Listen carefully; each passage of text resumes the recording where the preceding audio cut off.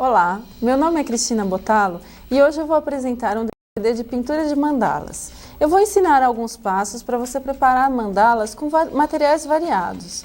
Mas antes eu vou falar um pouco sobre a composição com as cores. Esse tema de composição de cores é muito importante, sobretudo nesse motivo, a mandala, que é uma figura circular e que costuma ter um significado, uma simbologia para a gente observar e até, quem sabe, entrar num estado de contemplação, de meditação. E as cores são muito interessantes e importantes porque elas vão interferir bastante nesse processo.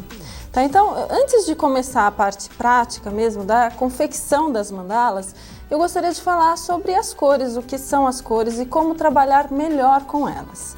Então, para isso eu trouxe uma série de instrumentos aqui que vão me ajudar a mostrar para vocês, a exemplificar como é feito esse processo de escolha da composição das cores numa pintura.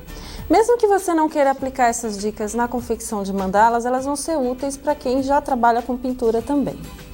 Então, a primeira coisa que eu gostaria de mostrar para vocês, naturalmente, sempre que eu vou fazer um projeto, seja pintando uma mandala ou qualquer outro motivo, eu costumo fazer um estudo prévio daquilo que eu vou, das cores que eu vou usar, do motivo, da maneira como eu vou apresentar essa composição. Nesse meu caderno aqui, eu tenho alguns dos estudos que foram feitos na hora de preparar as mandalas que eu vou apresentar nesse estudo.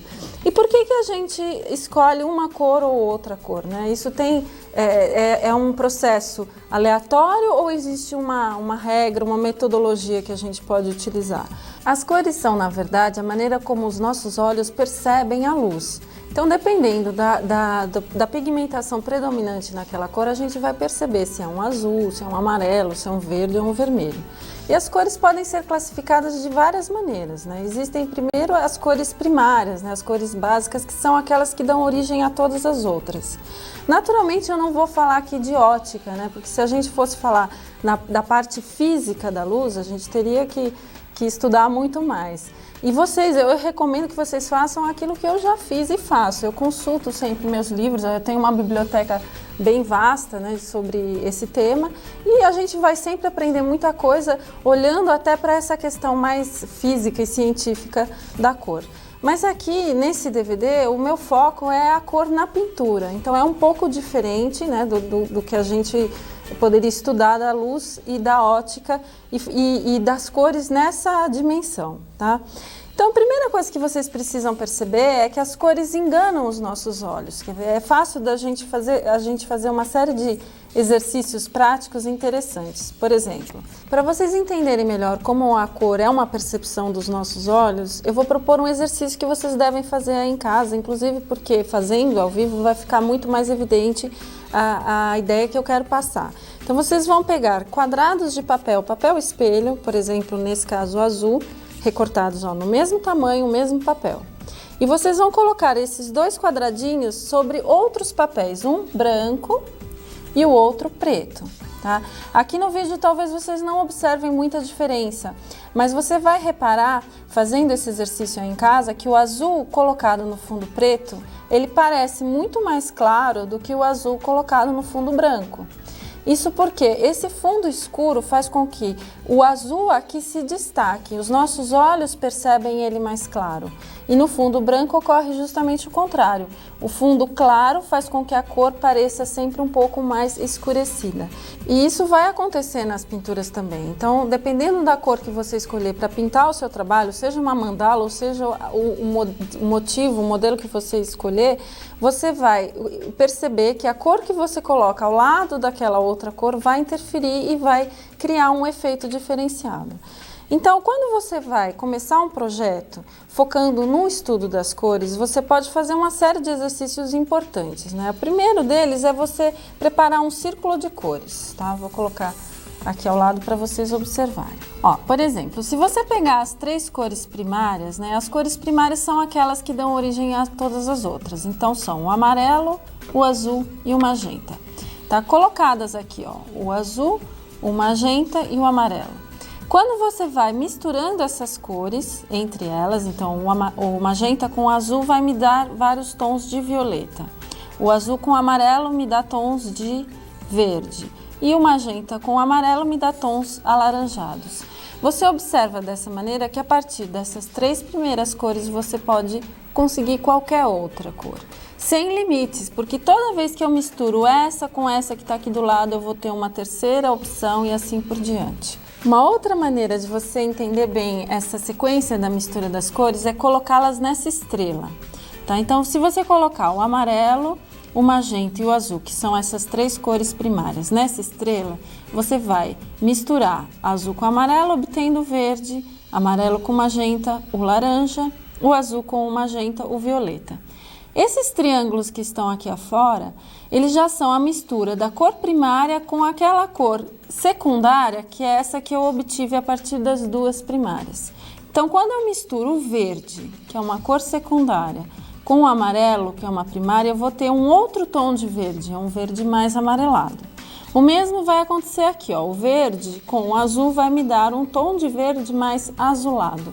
E todas as outras possibilidades que existem entre esse verde e esse outro estão aqui, ó, nesse espaço que pode ser preenchido pela mistura de todas as cores na quantidade que você imaginar. Por isso que não existem limites quando a gente trabalha com cores. Um outro exercício interessante que eu proponho, quando você tem já um trabalho no seu ateliê, por exemplo, com um determinado tipo de tinta, uma tinta acrílica, é interessante você aplicar essas cores, né, as cores da tinta que você usa, em pedaços de cartão. E esses cartões vão servir para você escolher as cores que você quer utilizar no seu projeto. É um pouco trabalhoso no início, mas sempre que você obter uma tinta nova que você comprar e um produto novo, procure fazer essas aplicações e guardar esses cartõezinhos. Na hora de escolher uma composição, por exemplo, se eu quiser trabalhar com essas 3 cores, eu posso, colocando-as juntas assim, já perceber se vai ficar realmente uma boa combinação ou não e que quantidade de cada uma delas eu vou colocar no meu projeto.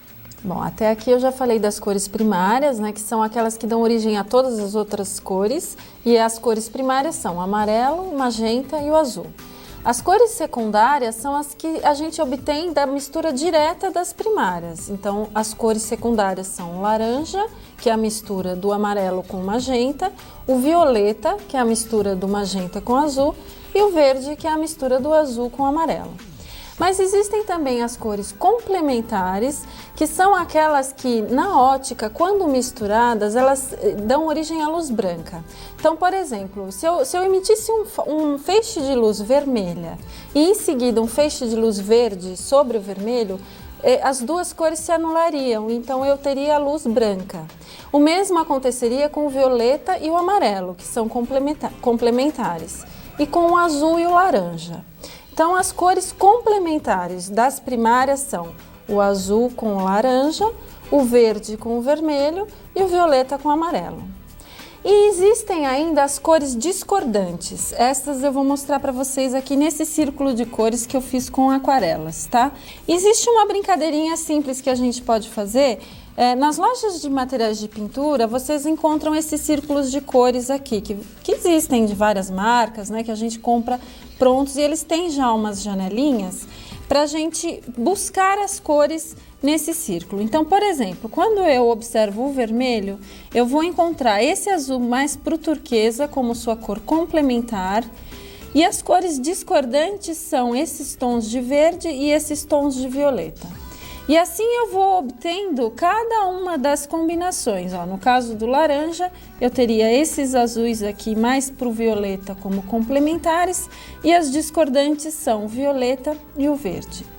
Tá? Por que é interessante a gente saber isso? Porque numa composição harmoniosa, que seja agradável para os olhos, a gente deve sempre escolher uma cor principal, utilizar a sua complementar numa quantidade menor, e as discordantes, elas podem ser usadas ou em maior quantidade quando rebaixadas com branco. Então, por exemplo, esse verde um pouquinho mais claro, ou esse violeta um pouquinho mais claro, ou numa quantidade menor, assim, intensa.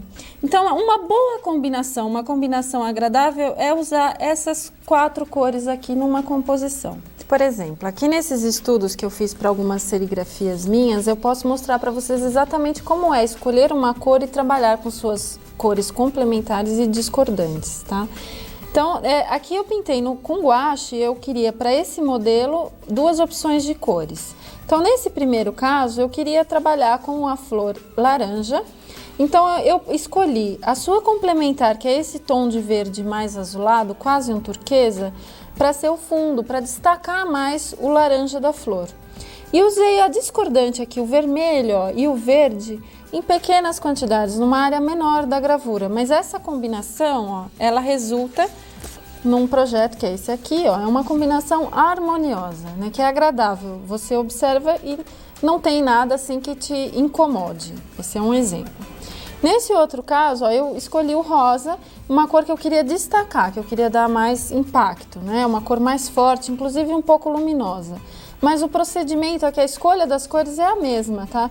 Eu só optei por um tom aqui, mas ao invés de usar a complementar em quantidade maior, que seria um tom de amarelo, ficaria muito gritante, eu procurei usar mais as discordantes, que são esses tons que vão para o violeta.